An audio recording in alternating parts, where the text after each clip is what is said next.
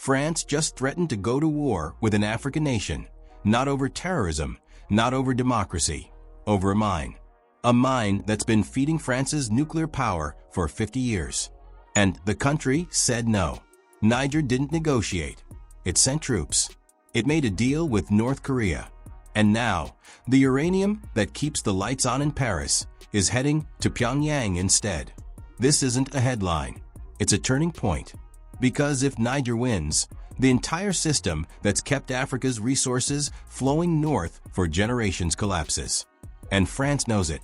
France just lost control of the uranium that powers its nuclear grid. And the new buyer is North Korea. In the Sahel's scorching northern desert, at a site called Arlit, Niger has made a decision that could redraw the geopolitical architecture of Africa's resource wars. Colonel Abdurrahman Tiani's military government didn't just terminate a contract. It severed a colonial artery that has fed French energy independence for over half a century. 1,000 metric tons of uranium, destined not for Paris, but for Pyongyang. This isn't posturing. This is Niger weaponizing the one asset that makes it indispensable. And Paris is watching its nuclear sovereignty unravel in real time. For decades, France's state-backed nuclear giant Orano has extracted uranium from Niger's Arlit mines under terms that critics have long called exploitative. Niger supplied roughly a third of the uranium fueling France's reactors, keeping the lights on in Lyon, Marseille, and Paris itself. But after the July 2023 coup that ousted President Mohamed Bazoum, Tiani's junta began dismantling the entire post-colonial framework. French troops were expelled. Diplomatic ties were frozen. And now, the uranium, France's economic lifeline in the Sahel, is being rerouted to one of the world's most isolated regimes. The timing is deliberate. The target unmistakable. France immediately responded with legal firepower, invoking a World Bank Arbitration Court ruling that it claims grants Orano ownership over the uranium reserves. Paris insists the sale violates international agreements and that Niger is illegally transferring assets belonging to a French corporation. But to Niamey, this is resource sovereignty.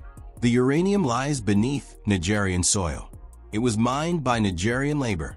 And under Tiani's nationalist doctrine, it belongs to Niger, not a foreign boardroom in Paris. This is where the stakes become existential for France. Losing access to Nigerian uranium doesn't just complicate energy procurement.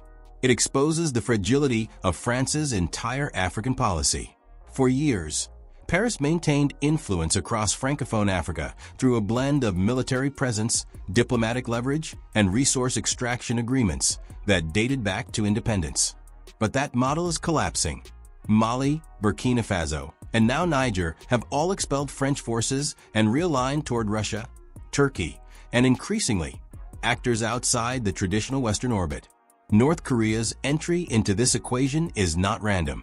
Pyongyang has spent years cultivating economic and military relationships across Africa, often in countries sidelined or sanctioned by the West.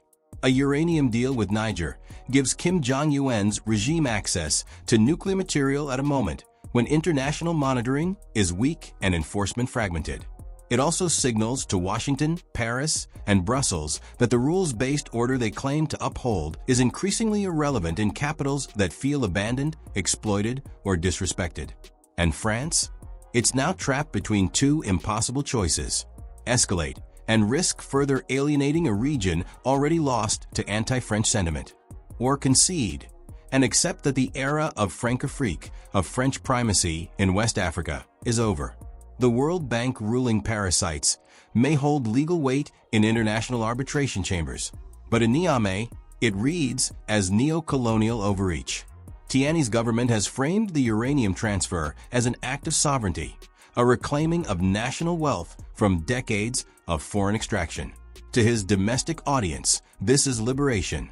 To his regional allies in the alliance of Sahel states, this is a template.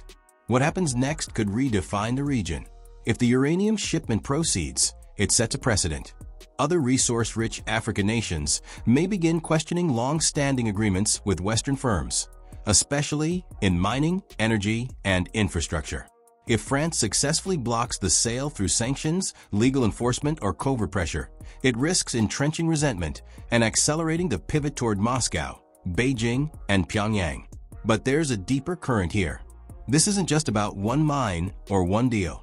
It's about whether African governments can unilaterally rewrite the terms of engagement with former colonial powers, or whether resource sovereignty remains conditional, subject to external validation and Western legal frameworks.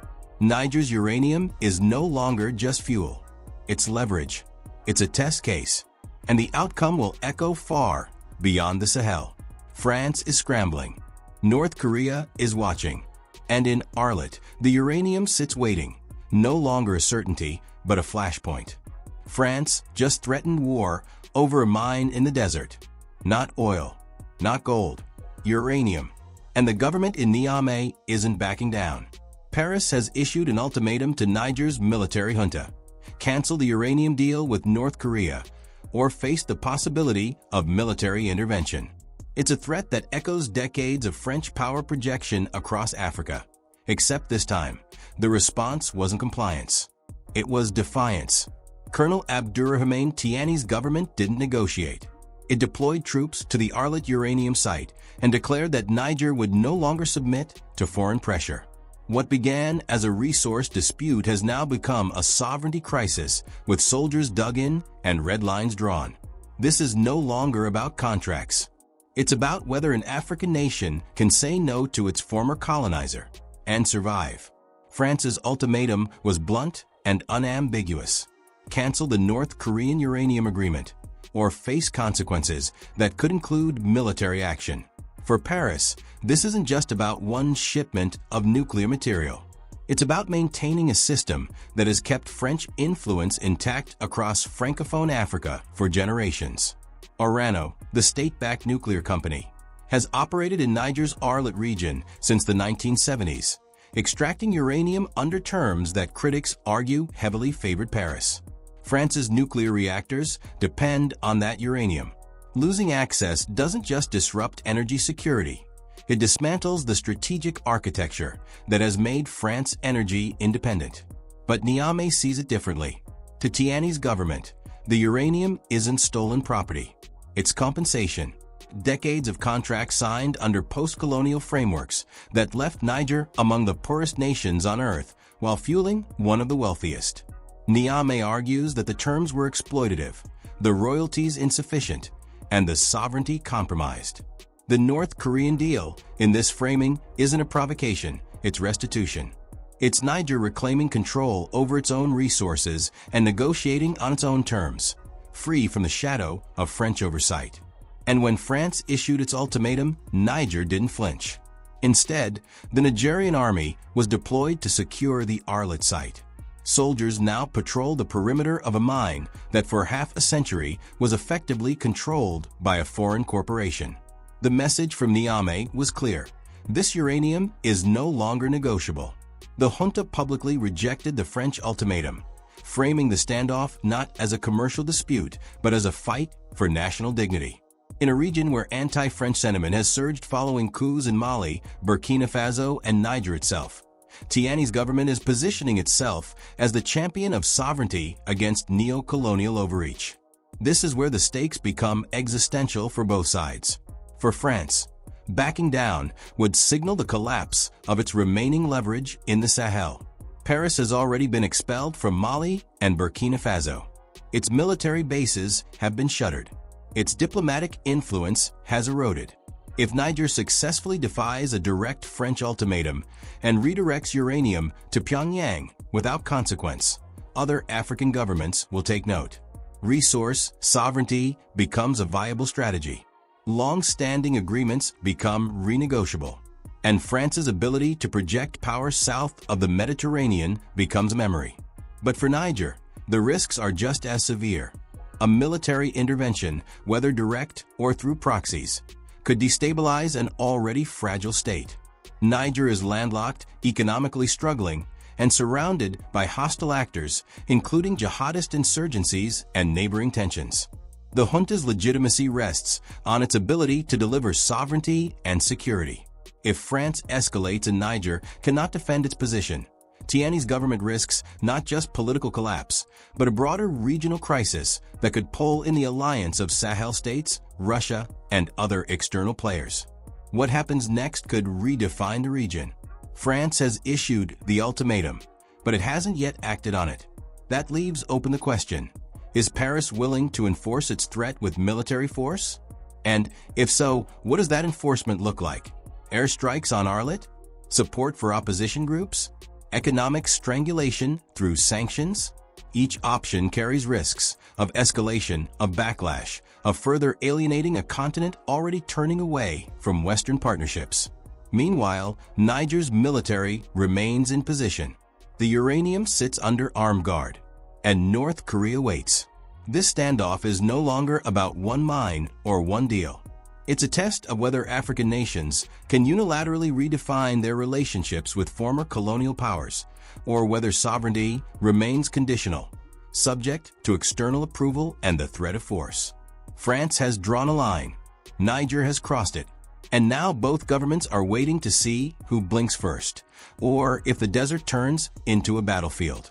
North Korea just became a military ally to 3 African nations, and France is losing the Sahel. In the span of weeks, Niger's uranium standoff has evolved from a bilateral dispute into a multinational coalition with global implications. Colonel Abdurrahman Tiani's government is no longer standing alone. Mali and Burkina Faso have aligned behind Niamey, forming a unified Sahel front against what they call foreign interference. And backing this alliance from thousands of miles away is Pyongyang, offering not just uranium contracts, but diplomatic protection, intelligence sharing, military cooperation, and long-term strategic support. This isn't a transaction. It's the formation of a new axis, one that positions North Korea as a direct challenger to Western influence in West Africa. The map is being redrawn in real time. The Alliance of Sahel States, formalized in 2023 after coordinated military coups in Mali, Burkina Faso, and Niger, was initially seen as a regional security pact. 3 nations, all led by military juntas, all united by a shared grievance against former colonial powers and frustration with ineffective counter-terrorism partnerships. But what began as a defensive posture has now become an offensive strategy. The uranium dispute with France has given the alliance a rallying cause, and North Korea has given it a powerful external sponsor willing to defy the West openly. This is where the stakes escalate beyond Africa. Pyongyang's involvement isn't symbolic. North Korea has pledged tangible support, diplomatic backing in international forums, intelligence sharing on Western military movements, and the framework for long-term military cooperation. For the Sahel states, this represents something they haven't had in decades, a partner that doesn't impose conditions, doesn't lecture on governance, and doesn't arrive with strings attached to aid packages.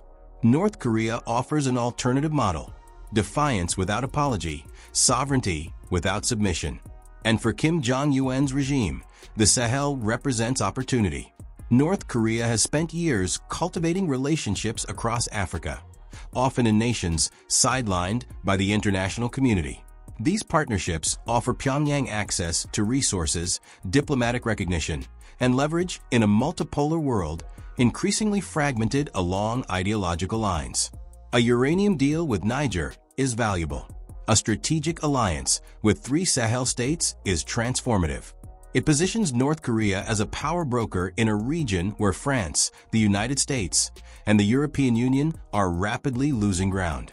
France is now facing a scenario it didn't anticipate: a coordinated multi-state resistance backed by a nuclear-armed adversary willing to challenge Western primacy. Mali and Burkina Faso haven't just offered rhetorical support. Both nations have expelled French forces, severed security agreements, and realigned toward Russia and Turkey. Their solidarity with Niger over the uranium standoff signals that any French military intervention wouldn't be isolated to one country. It would risk a broader confrontation across the Sahel, a region already destabilized by jihadist insurgencies, weak state institutions, and deep anti-French sentiment. Paris cannot assume it can pressure Niamey without triggering a regional response. What happens next could redefine the region. The alliance gives Niger strategic depth it wouldn't have alone. Mali's proximity to the north and Burkina Faso's position to the west create a geographic buffer that complicates any external intervention. Shared intelligence, coordinated messaging, and mutual defense commitments make the Sahel states harder to isolate diplomatically or economically. And with North Korea offering military cooperation, the possibility of weapons transfers, training programs, or even advisory deployments becomes real. This is no longer about one uranium mine. It's about whether a bloc of African nations can successfully decouple from Western-dominated frameworks and build alternative partnerships with powers willing to ignore international norms. For France, the nightmare scenario is already unfolding. The Sahel alliance isn't collapsing under pressure, it's consolidating. North Korea isn't retreating, it's embedding itself. And the broader message to the rest of Francophone Africa is unmistakable. Defiance is viable. Sovereignty is achievable. And the old rules no longer apply. But the risks are immense. An alliance built on opposition to France is fragile, without economic sustainability. The Sahel states are among the poorest in the world, facing food insecurity, displacement, and violent extremism. North Korea can offer weapons and diplomatic cover, but it cannot replace the development aid, trade access, and financial systems these nations still depend on. If the alliance fractures, or if international isolation becomes unbearable, the entire experiment collapses. Yet for now, the momentum is with Niamey, Bamako, and Ouagadougou. France is scrambling. North Korea is advancing. And the Sahel is no longer waiting for permission. The question isn't whether this alliance will face pressure. It's whether that pressure will break it or forge it into something stronger. A uranium mine in the Sahara has become the battleground for the future of an entire continent. What started as a contract dispute between Niger and France has metastasized into something far more consequential, a test of whether the post-colonial order that has governed Africa for 6 decades can survive into the next era. France is fighting to preserve a system that has kept African resources flowing north at favorable terms. Niger, backed by Mali and Burkina Faso, is fighting to dismantle it. And the world is watching to see which vision prevails: extraction disguised as partnership or sovereignty without apology. This is no longer about uranium. It's about who gets to decide Africa's future.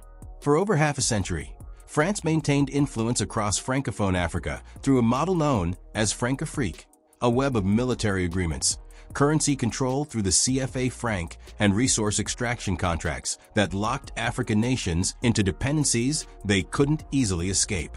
Paris provided security, diplomatic backing, and economic stability.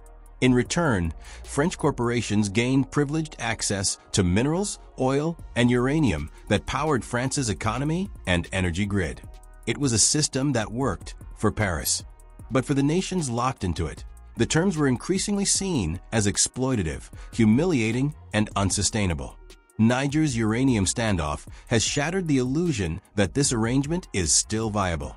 By negotiating the sale of 1,000 metric tons of uranium to North Korea, deploying troops to secure the Arlit site, and rejecting French ultimatums, Colonel Abdourahmane Tiani's government has done something unprecedented. It has openly challenged the foundational logic of Francafrique. The message is clear: Africa's resources belong to Africans, and contracts signed under post-colonial frameworks are no longer sacred. France insists the uranium belongs to Orano under international law. Niger insists it belongs to the Nigerian people under the principle of sovereignty.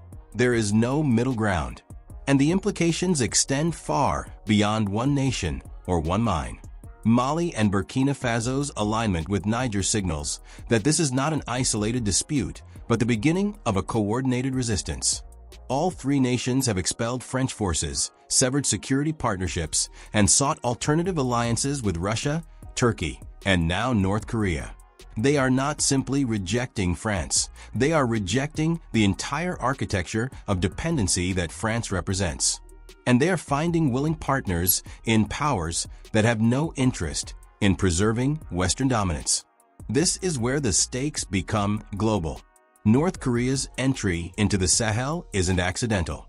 Pyongyang has positioned itself as a champion of defiance against Western hegemony, offering military cooperation, intelligence sharing, and diplomatic protection without the conditionality that comes with partnerships from Paris, Washington, or Brussels. For the Sahel states, this is liberation. For the West, it's a nightmare, a nuclear-armed adversary embedding itself in a resource-rich region where Western influence is collapsing in real time. France is now caught in a strategic trap: escalate and risk a broader conflict that could destabilize the entire Sahel, push more African nations toward alternative alliances, and expose the limits of French power. Back down and accept that the era of Francafrique is over, that African nations can unilaterally rewrite the terms of engagement and France cannot stop them. What happens next could redefine the continent. The uranium crisis has become a symbol.